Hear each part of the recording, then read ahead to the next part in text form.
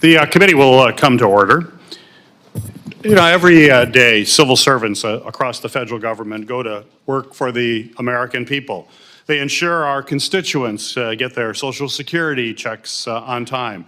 They distribute resources in the wake of natural disasters. They strengthen our national security, and they help protect our borders. These people allow us to carry out the critical tasks of government.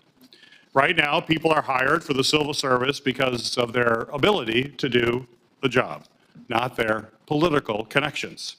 They are career civil servants who serve across presidential administrations, regardless of the political party. This ensures that our civil service is highly trained and able to deliver for our citizens. But some presidential administration officials and organizations advising presidential administrations have pursued sweeping changes to the system. Most recently, the prior administration sought to replace at least 50,000 nonpartisan career civil servants with appointees who followed the former president's politics.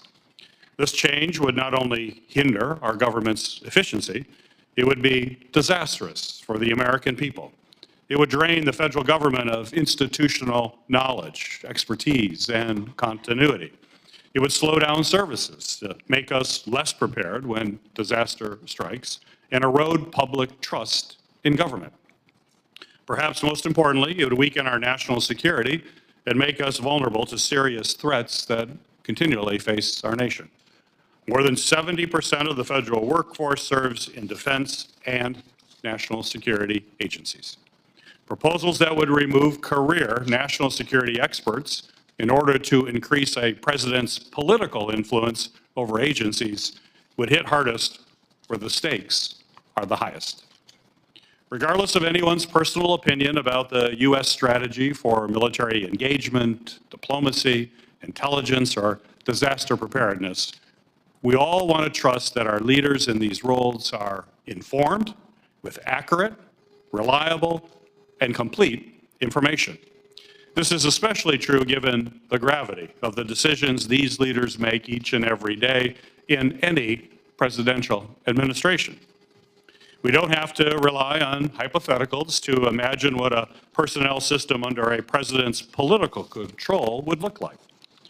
In the 1800s, employment in the civil service was a patronage system based on rewarding people who followed the same politics.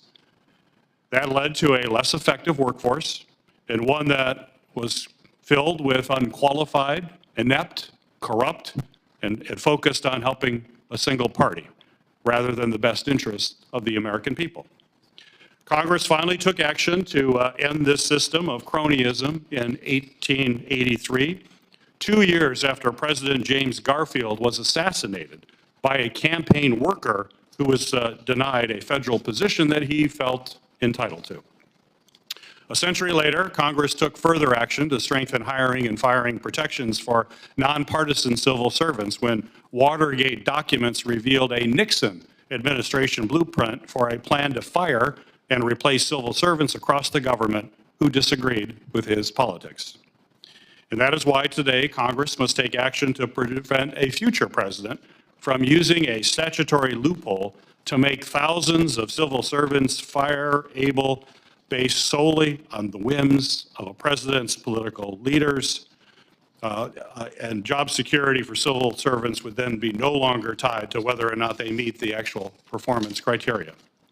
If their politically appointed boss decides to fire them for whatever reason, they would have no rights to appeal the decision. Civil servants would be exempted from the very protections that make them nonpartisan civil servants. The vast majority of American people prefer an independent civil service.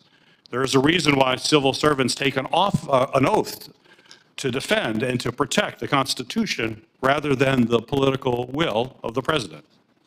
Increasing the number of appointments by the president or the president's political leaders isn't even in the best interest of the political party in power at that time. Modern presidential administrations, they already struggle to fill nearly 4,000 appointments across the government each term. And increasing that number by 50,000 employees would hinder any president's agenda even further and likely lead to vacant jobs and disruptions to government services for much of that administration.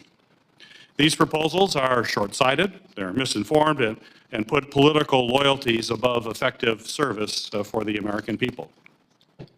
We can and should consider ways to improve and modernize the way the federal government operates, including its personnel policies, whether it's making disciplinary procedures more straightforward to navigate or equipping agencies with better skilled-based hiring tools.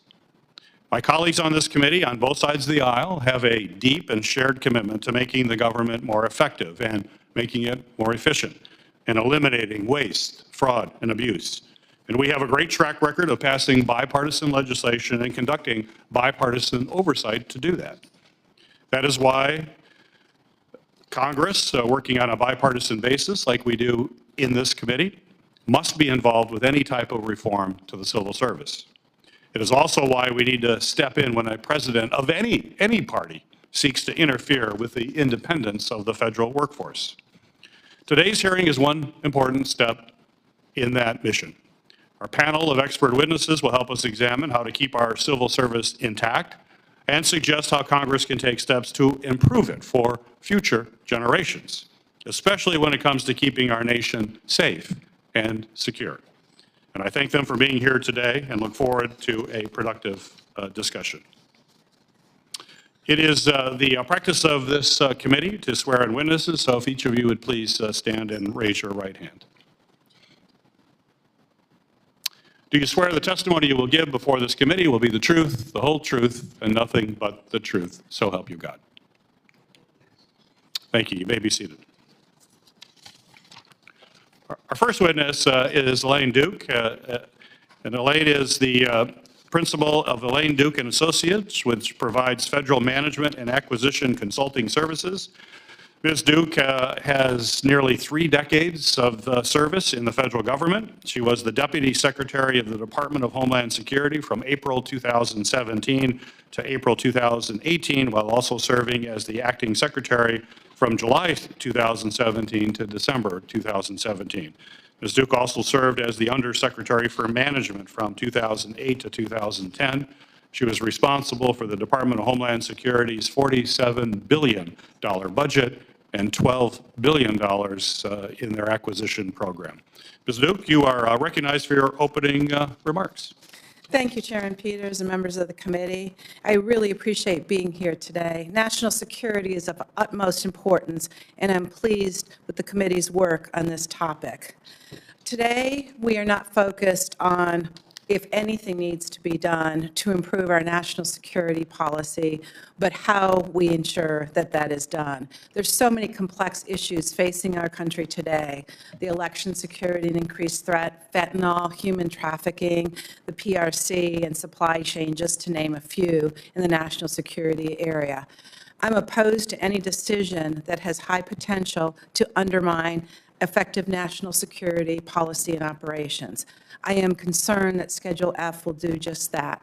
My experience leads me to believe that any up-tempo of producing policy will be far outweighed by its disruptive downside of less effective policy, and that's why I oppose Schedule F. Here are some of the areas that I'd like to address to the committee today.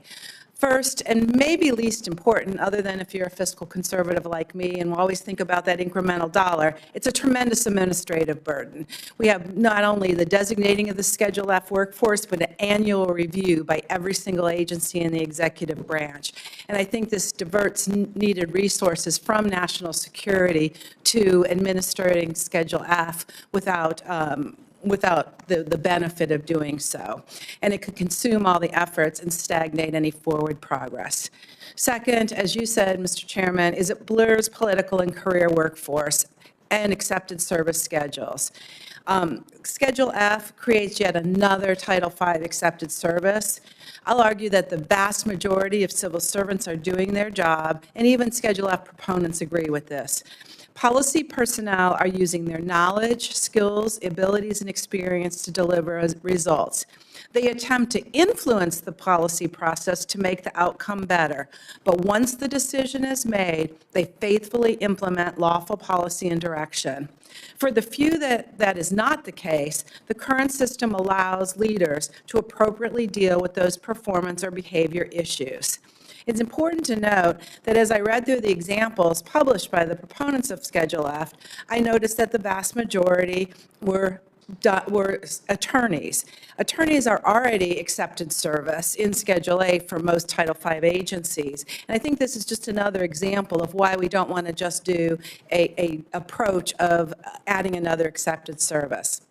Another issue is government ethics and responsibilities. Under Title V, employees must endeavor to act at all times in the public's interest, avoid losing impartiality or appearing to lose impartiality in carrying out official duties. I think this is an important tenet of our federal system for the people, for our country, and for national security.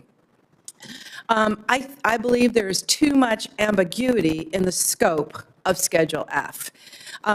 When we read most of Schedule F, it talks about confidential policy making, policy determining, or policy advocating.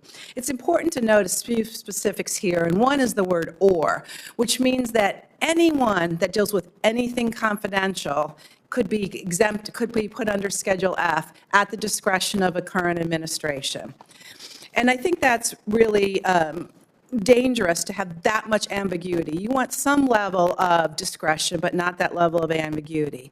Additionally, under Section 5 of Schedule F, it introduces an element of operations by saying substantial discretion to determine the manner in which the agency exercises this function. So with that exception, you're going from policy making to exercising policy, and I think that's an ambiguity that's dangerous. Another one is viewing, circulating, or otherwise working with proposed regulations. Again, this adds an element of the workforce that I don't think those that support Schedule F really think about how big and broad that could be implemented at the discretion of an administration.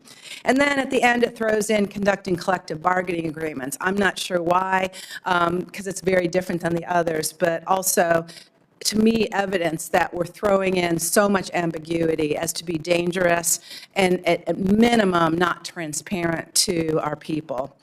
My biggest fear is that we will not have the vetting that you talked about, Senator Peters, the input, the coordination of key stakeholders to have effective policy.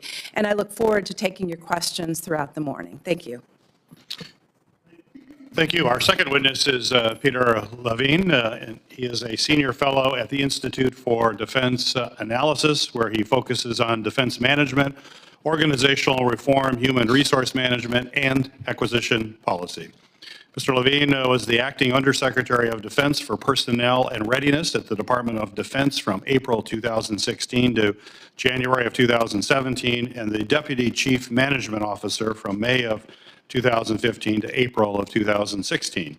He served on the staff of the Senate Armed Services Committee from 1996 to 2015, including 2 years as staff director, and also previously served as counsel to Senator Carl Levin and as counsel to this committee.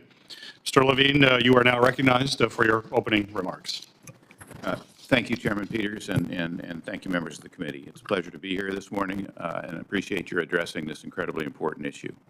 When I was appointed acting Undersecretary of Defense for Personnel and Readiness about a decade ago, Secretary Carter had an ambitious agenda for me. He wanted me to help him revitalize the DoD military and civilian workforces by implementing his Force of the Future program. I could not have made any progress on this in this effort without the deep expertise of the civilian career employees in my office. The first step, the very first step that I took after being appointed was to meet with my new team and tell them how much I needed their help and look forward to working with them. They had deep technical knowledge and decades of managerial experience on every issue that would come before me, from military recruiting and civilian hiring to National Guard duty status, from training and education programs to retirement benefits and family assistance programs. They played two key roles in everything that I did. First, Before I made any proposal to the Secretary, I consulted with my senior managers and gave them a chance to provide input. If they had questions or concerns, I wanted to hear them.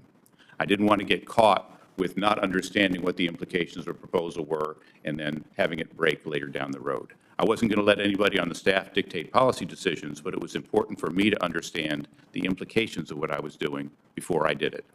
I firmly believe that our actions were more effective and more enduring as a result of this consultation. If a leader isn't confident enough in himself to consider a range of views before acting, perhaps that person shouldn't be in a leadership position at all. Second, once the Secretary and I had made a decision, our senior career civilians were essential for carrying it out.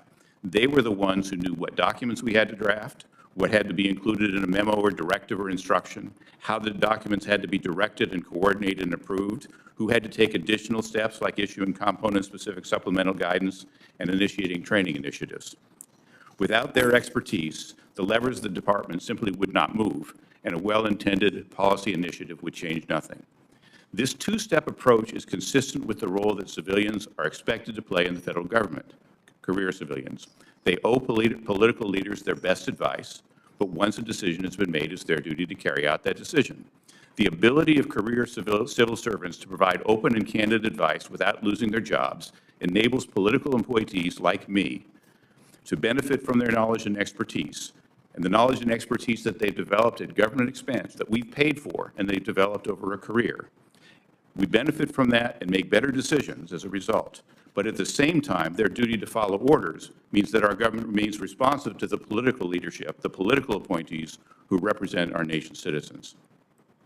In one case that I'm aware of, a new political leadership team became enamored of a contractor's proposal to replace an existing business system with a new software-as-a-service model.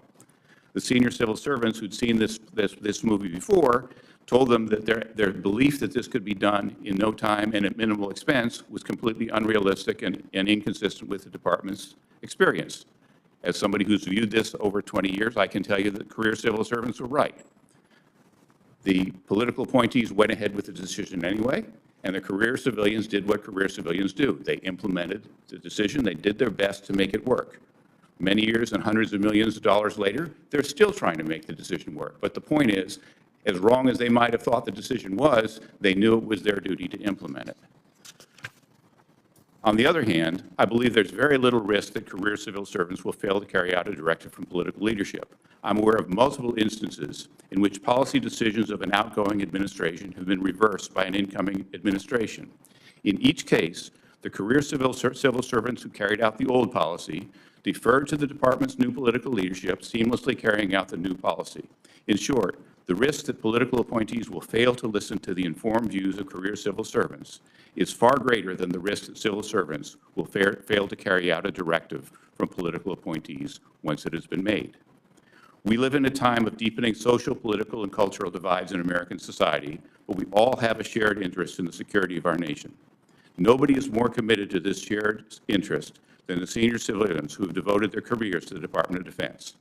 As one who spent his own career endeavoring to make the department work better, I appreciate the continuing need for change and for reform. However, I firmly believe that any change agenda will be stronger and more successful in the long run if it treats the dedicated career civil servants in the department as allies, not enemies.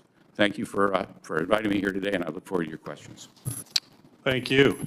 Our third witness, Jenny Mattingley, is the Vice President of Government Affairs for the Partnership for Public Service. She oversees the strategic direction for the partnership's government affairs and advocacy efforts, focusing on improving and modernizing government management and services for the public. Ms. Mattingley has previously served in the executive branch at the Office of Management and Budget, focusing on hiring reform efforts and the workforce priority of the President's management agenda. She also served as the executive director of the Performance Improvement Council and spent many years overseeing policy for the Senior Executives Association. Ms. Mattingley, you are now recognized for your opening comments. Thank you, Chairman Peters, and thank you, members of the committee. It's a pleasure to be here with you today. I'm with the Partnership for Public Service, a nonpartisan nonprofit that is focused on making government work better for over 20 years across 4 administrations. While there are so many things we could discuss today about making government more effective, I'm going to focus on 3 areas: the importance of a nonpartisan professional national security workforce, public perception of our government and what people want from it, and rebuilding trust by ensuring an effective government through investments in modern management practices in the same way the private sector does. There are many untold stories of the work that federal employees do on behalf of our country, from taking down drug traffickers and crime syndicates to combating terrorism to ensuring our cybersecurity. These stories barely scratch the surface of the critical work that thousands of federal employees do to make our country safer and stronger. Of the approximately 2 million federal employees, nearly 71% work at defense and security-related agencies, and approximately 30% are veterans who choose to continue service to country by working for the federal government. In many of your states, national security functions, such as the Air Force and the VA, are the largest government facilities and employ your constituents. National security employees are professionals, experts in their field working on complex issues where relationships built over time and institutional knowledge are critical. Across administrations, they provide continuity and stability, carrying out the laws and policies directed by Congress and administrations. If guardrails preventing hiring and firing career employees for political reasons are removed, this in effect creates another category of political appointees at a much larger scale. Each president can already fill approximately 4,000 political appointments in positions in agency leadership to lead implementation of the president's agenda. Already, it is tough for a president to fill that many political positions, particularly those that are Senate confirmed. Many of you have heard the partnership's research on the increasing difficulty of the confirmation process and the performance challenges that leadership vacancies cause for agencies. Having an increased level of turnover every 4 years would exacerbate this challenge. It's one we already see during presidential transitions. Many new administrations face significant national security challenges early into their first year in office. Having nonpartisan career professionals who serve across administrations in place, ready to provide the expertise and deal with these challenges, is necessary to our country's safety and security, particularly when a president doesn't yet have a political team in place. Just having people in place isn't the only ingredient to success. Our trust research shows that Americans overwhelmingly want a government that works for them and that isn't beholden to one party or president, but focused on serving the public. According to a nationally representative sample of individuals across the political spectrum from a survey conducted in 2024, there's a crisis of public trust in government. But people don't want a more partisan federal workforce. 95% agreed that the civil servants should be hired and promoted based on merit rather than their political beliefs. 72 disagree with the idea that presidents should be able to fire any civil servant that they choose for any reason. And 90% agree that a federal government that functions effectively is important for a strong democracy. This brings us to my point about reform and being laser-focused on making overdue investments to ensure our government is effective in its work. Let's be clear. While the vast majority of employees are doing good work on behalf of their agencies, we are talking about people, and that means there are some who are underperforming, some who engage in misconduct, and some who need to be fired. This happens in every industry across the private sector, too. When we talk about hiring, firing, and employee performance, we are talking about inherently human capital functions that all businesses deal with, and one that comparably large companies invest in because getting those things right is critical to their bottom line. For leaders, both career and political, to be successful, they must understand and prioritize accountability and strong employee performance. Unfortunately, in the federal government, we haven't made the same investments in these systems, and the cracks are beginning to show. Many of the laws governing the federal workforce are from the 1950s and 1970s, with only minor updates over the years. Often the focus is on programs, not mission-enabling functions like HR and IT, that are so desperately in need of prioritization and modernization. This includes the employee performance management process, which needs to be fixed. There are many other places where smart investments and updates will yield the results we all want, effective services for the public and for our country. I outlined several options, such as developing leaders, reforming the hiring process, and focusing on customer experience in my written statement. I look forward to working with you on these critically important issues and to answering any questions you have today. Thank you. Thank you. Our fourth witness is Tom Devine. He is the legal director for the Government Accountability Project, a position he has held since 1979. During that time, he has assisted over 8,000 whistleblowers has been on the front lines for passage and oversight of 37 whistleblower laws and has spoken in over a dozen countries as the State Department's informal ambassador of whistleblowing. He is also an adjunct professor at DC Law School and has authored numerous books and law journals. Mr. Devine, you're recognized for your opening comments. Thank you. My testimony analyzes Schedule F, but I think I've been invited to share a history lesson because history repeats itself.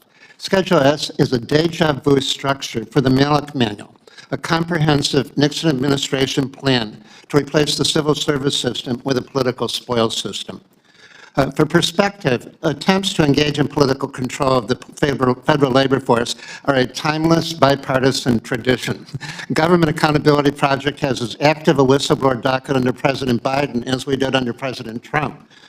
Schedule F, however, stands out. Is a structure to openly do what President Nixon tried to accomplish in secret.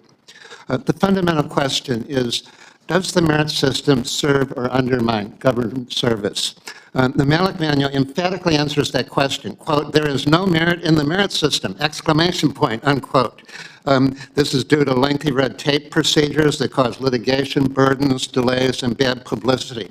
And Schedule F has a similar justification. These are inadequate excuses for a political spoils system. Despite its messiness, the merit system has served the public well.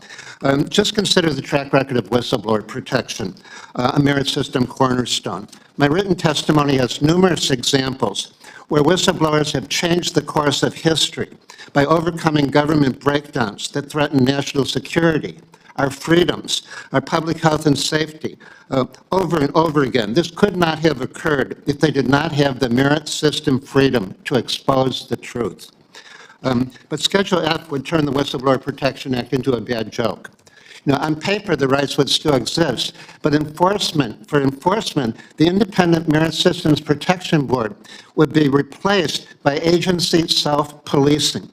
This means that the same agencies, which for 45 years have been defendants in personnel cases, now will have an honor system as the organizational judge and jury of their own alleged misconduct. Let's review the Malek Manual. Literally, its goal was a federal labor force of, quote, loyal troops, unquote. As it explained, political disloyalty, unfortunately, is not grounds for removal or suspension of an employee, unquote. It listed two explicit objectives. Overriding goal, quote, firm political control of the department or agency. Second, quote, maximum political benefit for the president and the party. The bottom line, quote, reasonably guarantee the appointment to positions of candidates who are clean with respect to previous political activity, national security matters, etc. Although labeled for non-career positions, in practice, it was used extensively in the competitive service. Agencies had to demonstrate compliance with a political rating system for new hires. Must, priority, courtesy, political undesirable, or political problem. Consider how must placements were defined. These were for hiring that would, quote, bring great political credit to the party or the president, while conversely, failure to place the individual will cause severe political damage to the party and or the president. For long-term oversight, every agency had to have an abstract outside of normal political records that would track each employee's political activities. In other words, a patronage dossier. For infrastructure, the manual created a detailed step-by-step blueprint for White House political control through personnel actions. Every agency would have a political personnel office, separate from the personnel office, staffed by a special assistant reporting to the White House, who would forward politically cleared candidates to the personnel office to do the paperwork. As observed in the manual,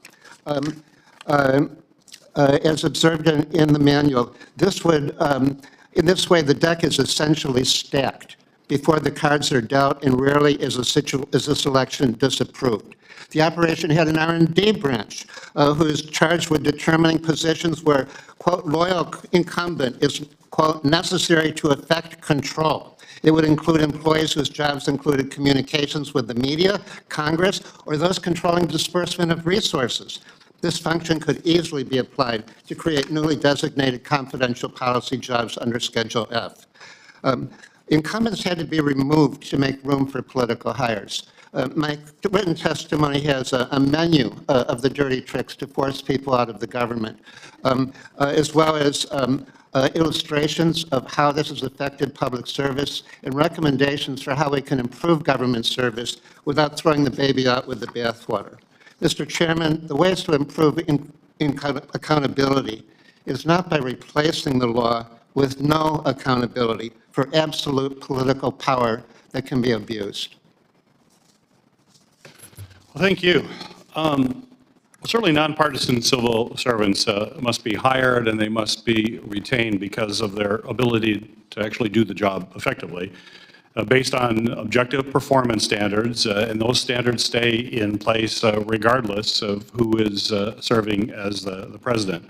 So my question for you, Ms. Duke, is compared to appointees who serve at the pleasure of the president, what role do civil servants play in helping a presidential administration secure the border, respond to natural disasters, as well as defend against threats from abroad?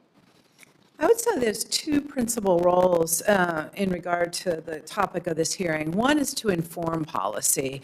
So with years of experience, I think that it's important for civil servants to understand the policy objective and help inform it so it can be tailored to be most effective. The second role that civil servants have is executing the policy, and I think that's tied to the first because we learn a lot through execution of policy. So what works and what doesn't work. So if we have a policy on constructing a physical barrier, like you said, Senator, how can that be done effectively? And what things do we have to consider in doing that? So I think it's an informing and an executing role. Were there national security issues or natural disasters during your time in the federal government where you especially relied on career civil servants to help and develop a response? Could you give us an example that may come to mind? Yes, consistently, both as a senior executive service career, relying on junior people, but then also as a two-time political appointee. You know, one example was I was at the start of President Obama's administration, we had H1N1, which was the first COVID, if you will, never came to the extent. And really talking to the civil servants about what can we do to prevent the spread in Homeland Security, the use of personal protective equipment, how do we deal with antibiotics, but really having to understand the workforce and how we could stop the spread of this. Another example more recently, when I was back in government, is making decisions on temporary protective status. Not only what's the letter of the law in terms of deciding whether to extend temporary protective status, but what implications could that have across other areas of government so that we make the right decision, but also deploy that decision, if you will, in the most effective way. Very good. Mr. Levine, what types of risk from the U.S. defense of perspective would be heightened if the department lost access to the expertise that is unique with career civil servants? Well, there's really nothing that the department does that it does without, other than actual operations on the battlefield, nothing that it does without the direct involvement of civilian employees. And even on the battlefield, you have employees in a supporting role. So the logistics systems of the department, the communication systems of the department, the acquisition systems of the department, the personnel systems of the department, all run with a substantial input by the expertise of the civilians. If you didn't have that expertise, you'd be hard pressed to get our service members paid. You'd have hard pressed to get their families taken care of, and you'd be hard pressed to equip and train our soldiers so they could operate in the field. So there is no aspect of the department's operations that does not have civilians, DoD civilians embedded in it, and that relies on deep expertise. And you could put in other people to do it, but without the expertise that you have there now, I worry that the functioning would not be as good. It would start with the budget process. The budget process, putting together a budget in the Department of Defense, an $800, $900 billion budget, is an incredibly complex process. And we tend to think at a political level of a few major issues that overarch, that have heavy political weight, but there is a lot of detail going down to going down to the $100,000, $10,000 level and putting together the pieces and making sure they fit together. And again, civilians play absolutely critical role in that process, and without their expertise, I don't know that you'd be able to fund the department. Well, I just follow up on that. It's important to put in perspective the Department of Defense is the largest federal agency in the U.S. government, and it employs, this is the number, 700,000 civilian employees, a massive organization. So my question for you, and you raised this in your opening comments, in your experience in leadership roles at the Department of Defense, including as the principal advisor on personnel policy and management, did you personally experience or observe career civil servants acting in a partisan way to block the president's political goals? I never saw that happen, no, sir. Ms. Duke, the Department of Homeland Security is the third largest cabinet department in the U.S. government. And my question for you is, in your experience as Deputy Secretary and Acting Secretary during a Republican administration, to what extent did you observe insubordination by civilian public servants? I did not observe that by our civil servants. Mr. Devine, whistleblowers play an integral role in providing oversight for the federal government, ensuring that fraud, waste, and abuse is identified. And certainly, I think all of us on this committee understand the importance of whistleblowers and continually work to protect their status. My question to you is, to what extent do you think converting civil servants to appointees serving at the will of a president's political leadership would actually impact the willingness of whistleblowers to come forward? I know you talked about this in your opening comments, but I think it's important to really drill down as to what that impact will be. Mr. Chairman, I think some examples might be helpful to illustrate their impact. Whistleblowers at the Department of Defense stopped the routine purchase of the world's most expensive nuts, bolts, toilet seats, coffee pots, and other items that were purchased. They stopped blanket domestic surveillance, working through the Department of Defense Office of Inspector General and sparking passage of the USA Freedom Act. They forced delivery of mine-resistant vehicles that have been held up due to political obstruction and reduced the number of fatalities, which were 90% in Iraq and Afghanistan, and 60% casualties from landmines to 5% casualties from landmines. They prevented the federal air marshals, for example, from going AWOL during a confirmed, more ambitious al-Qaeda rerun of 9/11 back in 2003. They prevented the trillion-dollar next phase of Star Wars after the Army's chief scientist, a career employee, exposed that that billion-dollar investment would have been irrelevant for the nation's defense. Over and over again, they've changed the course of history, and they couldn't have done this without the merit system's freedom of speech. Thank you. Senator Blumenthal, you're recognized for your questions. Thanks, Mr. Chairman. Thank you to you and to our witnesses for this hearing. I've been a longstanding advocate of protection for whistleblowers, and in the course of my experience here, as well as State Attorney General in Connecticut and federal prosecutor, I've seen the importance of whistleblowers to protecting everyday Americans. I have introduced the Congressional Whistleblower Protection Act, which aims to strengthen the safeguards not only for federal employees, but also for contractors and others. Those safeguards, in my view, need to be strengthened. And I'd like to hear from you, all of you, but perhaps beginning with Mr. Devine, in light of your extensive experience with whistleblowers, where the areas are greatest in terms of need for strengthening those protections.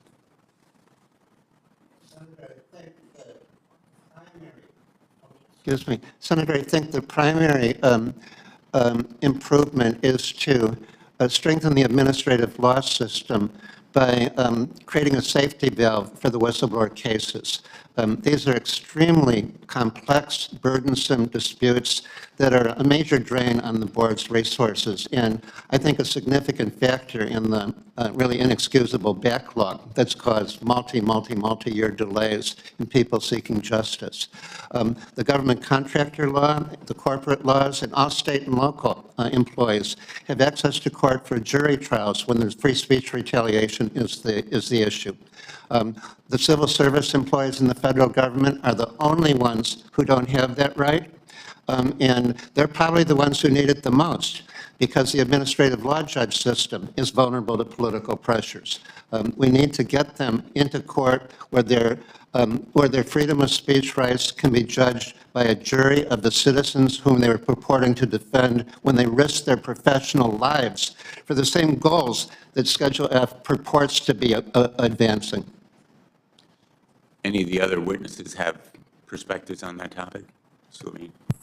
Senator, I worked with Mr. Devine decades ago on an earlier version of the Whistleblower Protection Act, so it's an issue I feel strongly about, but I'd like to give us a slightly different perspective. Of course, a right without a remedy is not going to do you any good.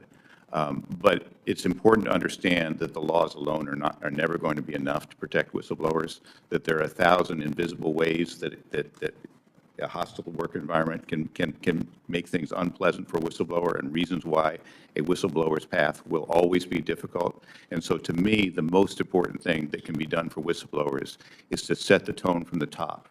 From the top of the administration, from the top of a cabinet department, from the leadership of the department, that we're open to views, that we want to hear views, we want to hear problems with programs, that we don't want to shut down conversation, we don't want to shut down debate. And that's a reason, frankly, why the idea of a Schedule F is particularly problematic, because it sends the opposite message. So I just want to make that point. And in addition to what my colleague said, I would like to strengthen the Whistleblower Protection Act by reducing its need. And I know that sounds counterintuitive, but having the real cases, strengthening that need to go to the act, but strengthening performance management within the federal civil service sector. So the need for it is really a smaller minority of people. Training and teaching, as I talked about in my written testimony, supervisors to be supervisors, leaders to be leaders, so that the vast majority of cases could be avoided through the meaningful discussion and conversations that Mr. Levine talked about. Ms. Mattingly? Thank you. I'd just like to add on to that is that one of the things that we see often across federal agencies is an ad hoc or sometimes often cut training budgets, leadership development budgets. These are not things that we do in terms of really developing our workforce and our leaders. So to do the things that we talk about, creating good environments, creating a good culture, a strong leadership culture, in the private sector, especially at large companies, you see a lot of investment in that employee piece and that leadership. And so we would encourage, look at how we can strengthen those things within the government as well. I think all these observations are very well taken. I think the point about leadership and management encouraging whistleblowers to come forward is, really a measure of how well the federal government is doing in terms of those basic management skills, because a good manager should be receptive to constructive criticism, and the top-down encouragement of criticism and open conversation, discussion, I think is tremendously important.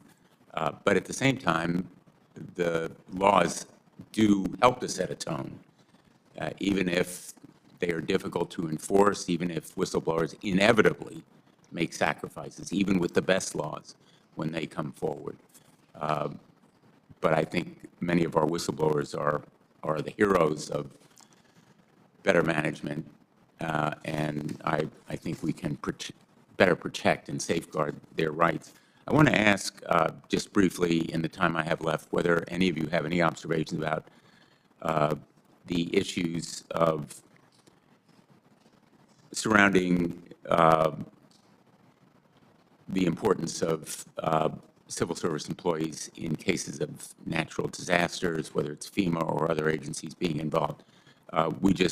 In Connecticut, we recently had major flooding in towns, small towns, Seymour, Oxford, Middlebury,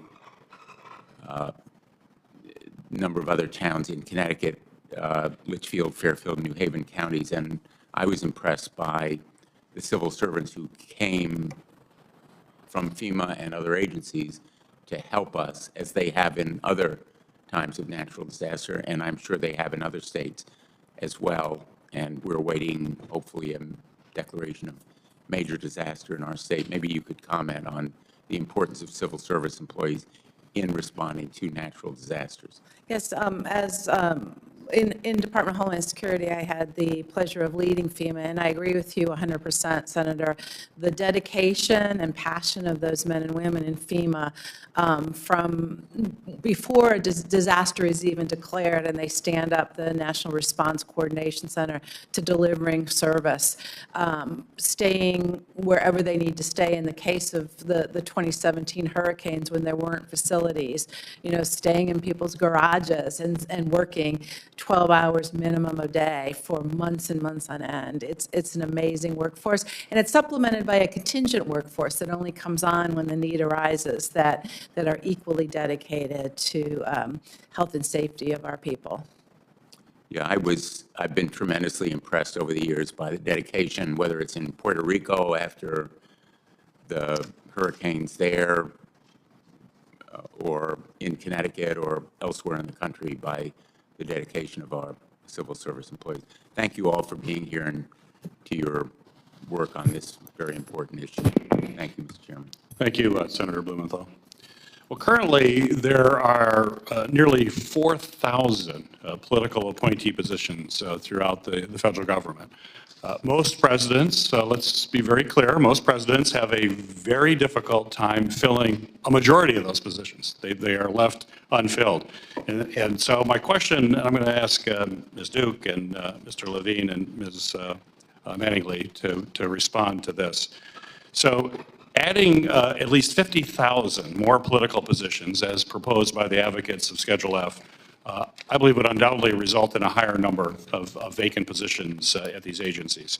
So if each of you could address, we'll start with Ms. Duke and work down, what would the impact be of all these massive unfilled positions? What's this going to mean for the American people and the work that needs to get done? So put it in terms that folks will understand what this could mean. I think the impact is, in the Department of Homeland Security specifically, what needs to get done will get done at the minimum levels. But what you don't do is you don't drive forward excellence, and you don't drive forward the growth of having a strong Homeland Security department. So in DHS, we've had Senate confirmed. There's only, I believe, 18 or 19 Senate confirmed. Those, several of them have been vacant. So I think it's important that we will ensure, the civil servants are so dedicated, they'll ensure that life and safety is taken care of. But what won't happen is excellence, and our country deserves excellence. And the vacancies definitely contribute to our ability to drive forward to excellence in Homeland Security. Mr. Levine? Yes, Mr. Chairman. I would guess there are roughly 30,000 or so people working in the Pentagon every day. I would guess that perhaps 10,000 or so would be covered by the Schedule F proposal. It's just a guess. I don't think the department did the work or did the analysis to figure out exactly which positions would be covered. I'd like to put that in the context of what happens in a presidential transition, because if the president who first imposed Schedule F would probably figure, I can replace people over time, it's not going to be there's not going to be any great discontinuity. The problem is, if one president replaces 2,000 or 3,000 or 5,000 or 10,000, then the next president's going to come in and feel that he or she can't rely on those 2,000 or 3,000 or 5,000 people. So you're going to have it. Right now, what happens in a presidential transition is all the political appointees leave, and it takes a long time to bring in new people. It takes 6 months to a year to bring in the critical core of people that you need at the political level to run the Department of Defense. During that period of transition, the the handful of political people who come into the department rely on those career civilians who have the experience, who can keep the lights on and keep things running during the period before they can get more politicals in. So if instead of having to replace a few hundred political employees and being able to rely on the career employees, you had to replace 2,000, 3,000, 5,000, 10,000, you wouldn't be able to keep the lights on during that transition. You wouldn't be able to run the building if you fired the people who you felt were political hacks who were brought in by the previous administration, and you wouldn't know who you could turn to, who you could rely on. That would probably also have an impact on the civil-military relations in the department and the balance between civilians and military in the department, because the department is unique, of course, in having a huge military workforce with senior military. And what happens when you have an absence of civilian leadership is the military, just by default, takes on bigger roles. So you would, in some ways, you would risk really undermining civilian control over the military, at least during this transition period, while you didn't have civilians you could rely on to run the department. Thank you. And Ms. Mattingley, what are your thoughts government-wide, what this would mean? Yes, one of the things we've seen, and we have at the partnership a Center for Presidential Transition, so we work a lot on a nonpartisan basis with candidates, campaigns, and administrations across both parties. But what we hear overall is that it is difficult to bring these folks in. You mentioned 4,000. That's both presidentially appointed ones and then over 1,300 that require confirmation of the Senate. I've heard one former political appointee say it feels a little bit like it's in neutral gear, agencies are, because they do not have those top-level leaders in place to kind of direct the policy of the incoming administration. You also have people sitting in acting positions, and oftentimes when they're acting, they're wearing 2 or 3 hats. So they're doing 3 people's jobs under one person, and so that just makes it hard to make the longer-term decisions, makes it hard to think about reform, makes it hard to prioritize each of those individual jobs. We also see that relationships with Congress, especially as Congress is doing its oversight role when there aren't political appointees in place with the authority to speak on behalf of the administration, that also sometimes makes it a challenge. And so these vacancies can be hard as well on employee morale. People look to their leaders to direct the agencies, and so not having leadership in place can certainly be a drain on morale, which just impacts agency operations. But on a day-to-day basis, I agree, career employees are running the day-to-day implementation of work, but that leadership is important to the direction of an agency. And certainly the continuity of operations during a presidential transition would be a mess, as Mr. Levine said. Mr. Devine, you have a comment? Yes, sir. I think the bottom line is that you'd have, for those employees, a labor force of people whose primary duty is loyalty to the president rather than public service. And, sir, I'm not convinced that this would be limited to 50,000 employees. That's the current roster of jobs that need to be approved by the White House. That roster can be expanded. And further, the text of the executive order that created Schedule F is so open-ended that the limited boundaries are not reliable. The positions of confidential policy determining, policy making, or policy advocating character, well, that includes employees who work on agency regulations, who have discretion in exercising legal functions, who engage in activities covered by the deliberative process, or work for or with anyone who is just 13 or higher. Who else is left? Very good. Well, I want to thank our witnesses for their testimony personally. I am also a member of the Armed Services Committee and have some questions, and so I'm going to be leaving, but I'm going to leave this hearing in the very capable hands of Senator Hassan, who will now chair this hearing. So again, thank you to our witnesses. We look forward to continuing to work with you.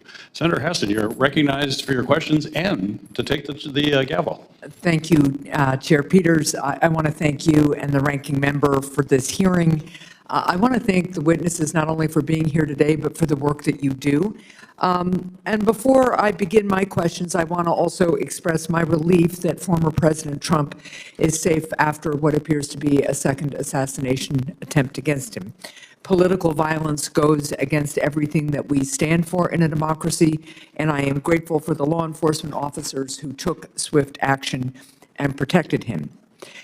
Turning to the topic of today's hearing, first, I want to thank all the women and men who choose to support our country by working for the federal government. Whether you help seniors navigate Medicaid or Social Security, or stop the flow of illegal drugs and weapons into our country, you all play a critical role in strengthening our nation. So I hope all federal employees who may either be watching or hear about this hearing know that we are grateful for the work that they do. I want to start with a question to you, Ms. Duke. According to analysis by the Partnership for Public Service, more than 70% of the federal workforce serves in defense or national security agencies. Nonpartisan career civil servants at these agencies provide stable expertise and institutional knowledge across presidential administrations and under different political leadership to respond to emergencies to keep our country secure and safe. Converting large numbers of civil servants into political appointees could disrupt this stability, which is especially concerning for our defense and national security programs. So, Ms. Duke, how would converting into political appointees large numbers of our defense and national security personnel impact our homeland and national security in terms of eroding institutional knowledge and expertise? The mission is carried out by civil servants, and I think, as you said, Senator, the ability to carry out the mission would be eroded by not having enough people doing the mission and not having that institutional knowledge. Many of the career paths in the Homeland Security mission take years to train, develop, and have someone journeyman level so that they can actually perform the functions. And you need that level of stability to effectively carrying out the important missions in our homeland. And that turnover and that chaos that would be created would obviously detriment the capabilities and the skills of the mission workforce. Well, thank you for that. Now a question to Mr. Devine. The overwhelming majority of federal employees do their work in a nonpartisan manner, seeking to serve their fellow Americans. This isn't only important for our democracy, but it also helps protect the appropriate use of taxpayer dollars. How would increasing the number of political appointees within the federal government undermine data-driven decision-making at federal agencies and jeopardize the impartial use of federal funding? Senator, it would mean that a number of the accomplishments that whistleblowers have achieved wouldn't have happened, and the course of history would have been changed for the worse instead of for the better. The Pentagon would still be spending exponentially more for procurement than it needs to. We wouldn't have defended our country against the intensified al-Qaeda attack to expanded 9/11 attack in 2003 that whistleblowers stopped. We'd still be having really obscenely more casualties from landmines that are necessary. We would have had a much greater risk of nuclear power accidents in facilities that were accidents waiting to happen. People would be continuing to die from dangerous drugs such as Vioxx, which killed 40,000 elderly Americans before an FDA whistleblower exposed the truth about it. Yeah. The course of history would consistently be changed for the worse instead of for the better without freedom of speech for whistleblowers. Yeah, and really for federal employees to do their job based on data and the evidence in front of them and be able to voice their concerns impartially. Well, that's a very significant point, Senator, because most of the people covered by the Whistleblower Protection Act are not pointing fingers or filing charges. Yeah. They're blowing the whistle because that's their jobs. Right. It's their jobs to report fraud, waste, and abuse, to expose public health and safety hazards. And they get retaliated against, even under the current system, just for doing their jobs. They'll have no rights under Schedule F. Right, and even, I think too about a federal employee who's got some civil servant protections, who's getting pressured to adopt one policy or the next, which they know isn't supported, for instance, by evidence, by data. And again, they have the capacity under the current system to push back, even if it's not a terribly political push, but to say, hey, this isn't really what the data supports. Well, it's thanks to whistleblowers that the truth can trump politics within public service, and they're indispensable. Well, thank you for that, and I agree with you, and it's one of the reasons the idea of Schedule F is so concerning to me. Ms. Mattingley, I wanted to round things out with a question to you about Congress's role here in preventing political interference. Earlier this year, the Office of Personnel Management established a transparent procedure for converting career civil servant positions to non-career political appointments. In that policy, the Office of Personnel Management also affirmed existing protections for federal employees so that they can't be removed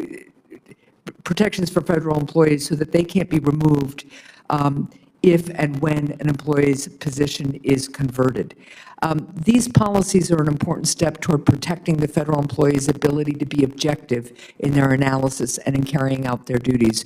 Are there additional steps that Congress can take to protect the federal workforce and career civil servants from undue political influence?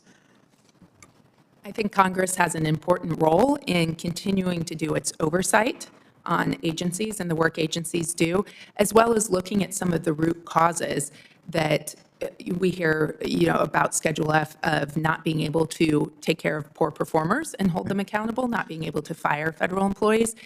If the goal is to actually ensure that agencies work effectively for the citizens, for your constituents, then what we need to do is actually look at the root management causes around this, and Congress and this committee play an important role in looking at the whole talent life cycle, which are part of holding employees accountable, hiring, employee development, performance management, and I think tackling some of those systems, making them easier, simpler, more transparent, would be a good step. Well, thank you for that. That's very helpful, and I look forward to following up with you on that and to following up with all of you. I'm really appreciative of your testimony today, sharing your expertise and your perspective because of your experience and expertise is really important. Our nonpartisan civil service is essential for our government to operate effectively and protect U.S. national security interests. Regardless of the politics of the president in office, the American people should be able to trust that the professionals hired into the civil service are putting the public's interests first and honoring their oath to protect and defend the Constitution. Through legislation and oversight, it is the responsibility of Congress to protect the nonpartisan nature of our dedicated civil service. So with that, I wanted to make sure that everybody knows that the record for this hearing will remain open for 15 days until 5 p.m. on October 2nd, 2024, for the submission of statements and questions for the record. With that, thank you again for being here, and this hearing is now adjourned.